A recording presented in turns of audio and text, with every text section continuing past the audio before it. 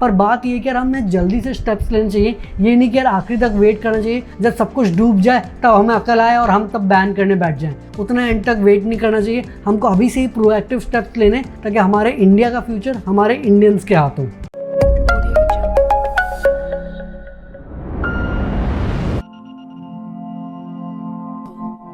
नमस्कार दोस्तों, मेरा नाम है अर्नब नायक, आप देख रहे हैं स्टार्टअप ज्ञान। तो आजकल काफ़ी न्यूज़ चल रही है कि इंडियन स्टार्टअप्स में जो चाइनीज़ इन्वेस्टमेंट्स हुए हैं, तो इस वीडियो में हम डिस्कस करने वाले हैं कि अगर चाइनीज़ वीसीज इंडियन स्टार्टअप्स में इन्वेस्ट करते हैं तो क्या वो एक चाइनीज़ स्टार्टअप कहलाएगा, क्योंकि शायद ये चाइनीज़ वीसीज उसको कंट्रोल कर सकते हैं। इसके अलावा हम ये भी डिस्कस करने वाले हैं यार कौन कौन से बड़े बड़े इंडियन स्टार्टअप्स में चाइनीज़ वीसीज ने इन्वेस्ट किया है। फिर अगला क्वेश्चन जो हम आंसर करेंगे कि यार ये जो हमारे इंडियन स्टार्टअप्स हैं ये दुनिया भर से पैसा उठा सकते हैं, तो ये चाइना से क्यों पैसा उठाते हैं। और इसका उल्टा क्वेश्चन भी आंसर करेंगे कि यार चाइना वैसे तो हमारे साथ लड़ता रहता है, पर फिर उनकी कंपनियां इंडिया में क्यों इन्वेस्ट करती है, इनकी प्रॉब्लम क्या है। प्रॉब्लम ये है कि इंडियन इकोनॉमी बहुत तेज़ी से ग्रो कर रही है, और भी कई सारे रीजन है, ये सब भी डिस्कस करेंगे।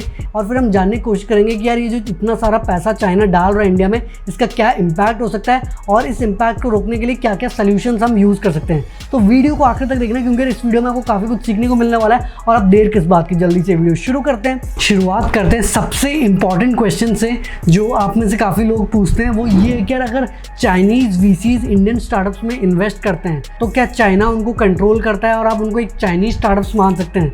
तो अगर मैं इसका एक सिंपल आंसर दूं वो है ना, पर इसका मतलब ये नहीं कि खुशी से आप नाचने उठ जाओ।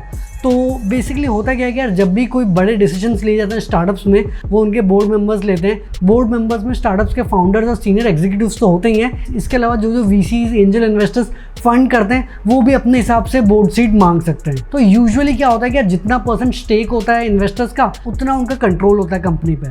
पर हमेशा ये नहीं होता। इवेंचुअली जो चीज़ डिसाइड करता है कि यार किसका डिसीजन माना जाएगा, वो ये है कि यार किसके पास ज़्यादा वोटिंग राइट्स है। और हमेशा ऐसा नहीं होता कि यार जिसके पास ज़्यादा स्टेक है उनके पास ज़्यादा वोटिंग राइट्स होगा। कभी कभी फाउंडर्स अपने पास ज़्यादा वोटिंग राइट्स रख लेते हैं। तो ये स्टार्टअप टू स्टार्टअप डिपेंड करता है। पर अगर आप मान भी लो कि यार चाइनीज़ वीसीज ने बहुत ज़्यादा इन्वेस्ट किया है, इनके पास काफ़ी ज़्यादा बोर्ड सीट्स हैं, तो काफ़ी पावरफुल हैं, पर ये भी चाहते हैं कि यार ये स्टार्टअप सक्सेसफुल हो, तो ये हमेशा चाहते हैं कि यार वो फाउंडर्स को सपोर्ट करें। क्योंकि अगर स्टार्टअप सक्सेसफुल नहीं हुआ तो ये जो उन्होंने मिलियंस ऑफ डॉलर्स इन्वेस्ट किए सारा एक बार में ज़ीरो हो जाएगा। तो कोई भी वेंचर कैपिटलिस्ट, चाहे चाइना का हो, यूएस का हो या कहीं का भी हो, वो चाहेगा नहीं कि यार उसके पैसे डूब जाएं। तो सबका एक ही एम होता है कि यार स्टार्टअप को सक्सेसफुल बनाया जाए, और इसके लिए जो भी सपोर्ट या जो भी रिसोर्सेज चाहिए वो उस स्टार्टअप को दिए जाएं। तो इसका मतलब ये नहीं कि यार फ़र्क नहीं पड़ता कि यार इन्वेस्टमेंट चाइना से आ रही है या यूएसए से आ रही है। चाइनीज़ इन्वेस्टमेंट्स के क्या डिसएडवांटेज होंगे वो तो मैं आपको आगे बताऊँगा। पर आप अगले क्वेश्चन की ओर जाते हैं कि यार किन किन स्टार्टअप्स में चाइनीज़ वीसीज ने इन्वेस्ट किया हुआ है। तो वैसे अगर आप देखोगे चाइना का पैसा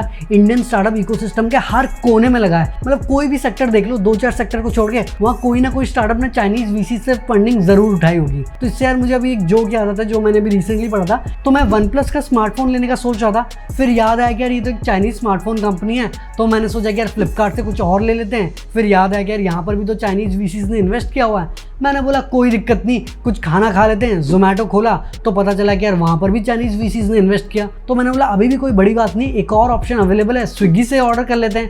भाई ऑप्शन एक और अवेलेबल हो सकता है, पर पैसा तो एक ही जगह से आ रहा है। गेस तो आपने कर ही लिया होगा कहाँ से आ रहा है। मैंने सोचा कि यार ठीक है यार कुछ स्नैक्स ऑर्डर कर लेते हैं। तो मैंने बिग बास्केट खोला। चीज़ें आप कुछ भी खोल लो, पैसा तो एक ही जगह से आ रहा है, वो है चाइना। मैंने बोला अब बहुत हो गया, दुकान से जाके टेक अवे कर लेता हूँ। तो मैंने ओला बुक करने की सोची, पर जैसा कि आपको समझ आ ही गया होगा यहाँ पर भी चाइना का इन्वेस्टमेंट है। और अभी रुको यार, कहानी खत्म नहीं हुई। तो फिर मैं चल के अपने आसपास के दुकान में गया और वहाँ पर ऑनलाइन पेमेंट के लिए जब पेटीएम खोला तो फिर से मुझे वहाँ पे चाइना का पैसा दिखा।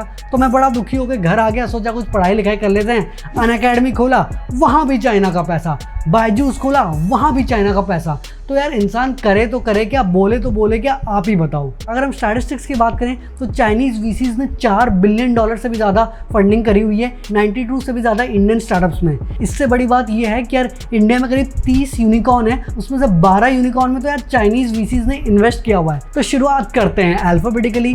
Big Basket, Byju's, delivery, Dream Eleven, Flipkart, Hike, Make My Trip, Ola, Oyo, Paytm Mall, Quikr, Rivigo. और अभी रुको यार, लिस्ट खत्म नहीं हुई। स्नैपडील, स्विगी, उड़ान, जोमेटो। पर ये तो यार सिर्फ बड़े बड़े स्टार्टअप्स के नाम लिए, पर इसके अलावा उन्होंने और कई स्टार्टअप जैसे Unacademy, Rapido, share chat, MX player, गाना इत्यादि में भी इन्वेस्ट किया हुआ है। तो अगले क्वेश्चन की ओर बढ़ने से पहले मैं आप सबको रिक्वेस्ट करूंगा कि इंस्टाग्राम का लिंक डिस्क्रिप्शन में जल्दी से आके वहाँ फॉलो कर लूँ, क्योंकि आजकल मैं हर दिन 2-3 पोस्ट इंस्टाग्राम में डाल रहा हूँ। जो लेटेस्ट न्यूज़ होती है वो पहले मैं इंस्टाग्राम में अपडेट कर देता हूँ। कुछ स्टार्टअप से रिलेटेड मीम्स भी ट्राई कर रहा हूँ, इंटरनेशनल न्यूज़ भी कवर करने की कोशिश कर रहा हूँ इंस्टाग्राम में। तो लिंक डिस्क्रिप्शन में, अगर आप वहाँ फॉलो नहीं कर रहे हैं तो आप काफ़ी नॉलेज मिस कर रहे हैं। और हाँ, अगर आप उनमें से हैं जो कि इंस्टाग्राम यूज़ ही नहीं करते, तो मैं कुछ वीडियोज़ और पोस्ट अपने फेसबुक पेज में भी अपडेट करता रहता हूँ, तो वहाँ तो एटलीस्ट फॉलो कर ही लो। अब आप में से कुछ लोग पूछेंगे कि भाई ये हमारे जो इंडियन स्टार्टअप्स हैं ये चाइनीज़ वीसी से ही क्यों पैसा उठाते हैं, मतलब दुनिया में और भी इतनी सारी कंट्रीज़ हैं वहाँ से उठा ले। तो इस सोच के लिए तो यार मैं सबसे पहले ताली बजाऊंगा कि यार आप सबने बिल्कुल सही सोचा है कि यार दिक्कत क्या है इंडियन स्टार्टअप्स की। और बात ऐसी है कि यार इंडियन स्टार्टअप्स ने कभी मना नहीं किया कोई स्पेसिफिक कंट्री से इन्वेस्टमेंट उठाने के लिए, चाहे यूएस से इन्वेस्ट करे, यूके इन्वेस्ट करे, रशिया इन्वेस्ट करे, ऑस्ट्रेलिया इन्वेस्ट करे, एलन मस्क इन्वेस्ट करे, कोई और इन्वेस्ट करे। स्टार्टअप्स को कोई मतलब ही नहीं है, क्योंकि यार स्टार्टअप्स का जो शुरुआत वाला फेज होता है ना वो बहुत रिस्की होता है, तो इसके लिए फंडिंग चाहिए होती है। और अगर आपके चाचा या दादा फंडिंग देने को तैयार है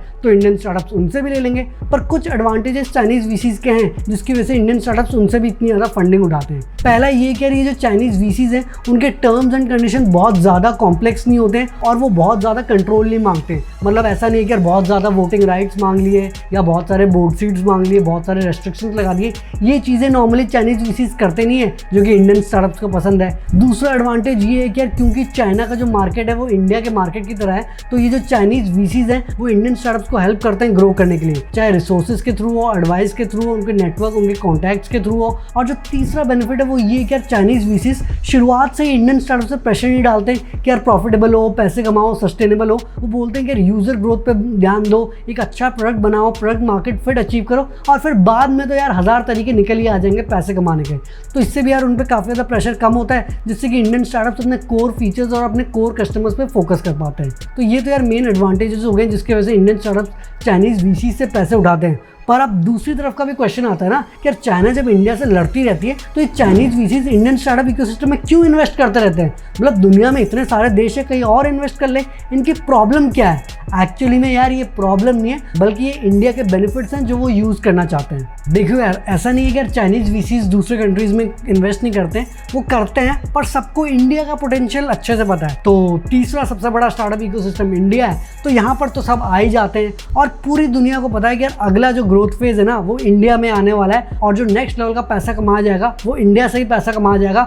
बस हमारे अलावा ये सबको ये बात पता है। पर अगर हम देखेंगे कि यार चाइनीज वीसीज को क्या फ़ायदा मिलता है इंडिया में इन्वेस्ट करके, सबसे मेजर एडवांटेज जो उनको होता है वो ये कि उनका होम कंट्री का जो मार्केट है ना वो सैचुरेट हो चुका है। India one of the fastest growing economy है, तो चाइनीज वीसीज का कहना है कि भैया मौका है तो चौका क्या सीधा छक्का मार लेते हैं, सारे स्टार्टअप्स में हम ही इन्वेस्ट कर लेते हैं। तीसरा एडवांटेज ये है कि अगर आप देखेंगे जो बड़े बड़े चाइनीज कंपनीज हैं, चाहे अलीबाबा हो या टेंसेंट हो, वो इंडिया के मार्केट को क्रैक नहीं कर पाए। तो इन कंपनीज का कहना है कि भैया अगर हम इंडिया में अपना ऑपरेशन सेटअप नहीं कर सकते तो हमारे पास इतना पैसा है तो हम इंडियन स्टार्टअप्स में इन्वेस्ट कर लेते हैं। पर जबकि आप यूएस की कंपनीज देखोगे, चाहे फेसबुक, अमेजॉन, गूगल, माइक्रोसॉफ्ट और यहाँ तक कि एप्पल हो, ये सब इंडिया में ऑपरेशन सेटअप कर रहे हैं और उनके लिए इंडिया बहुत बड़ा मार्केट है। तो अगर चाइना को इंडिया के ई कॉमर्स सेगमेंट में एंट्री मारनी होती है तो फ्लिपकार्ट में इन्वेस्ट करते हैं, अमेजॉन बोलता है कि यार हम खुद ही क्यों ना वहाँ सर्विस प्रोवाइड करें। वैसे अगर चाइना को फिनटेक सेगमेंट में एंट्री मारनी होती है तो वो पेटीएम में इन्वेस्ट कर देता है, गूगल बोलता है कि यार हम गूगल पे लॉन्च करके यहाँ पर वैसे ही मार्केट लीडर बन सकते हैं। तो ये जो बड़ी बड़ी कंपनीज हैं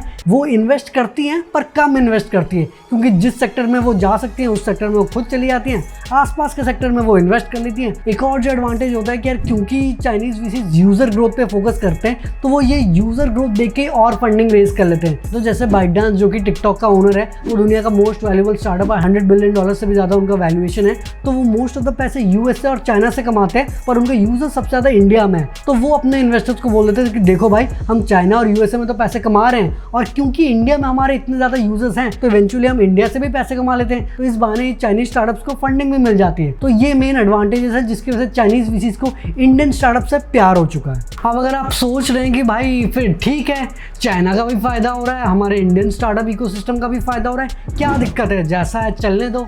भैया दिक्कतें बहुत हैं, प्रॉब्लम्स बहुत हैं, ऐसा अभी पता नहीं चल रहा है, आगे आगे देखते रहो।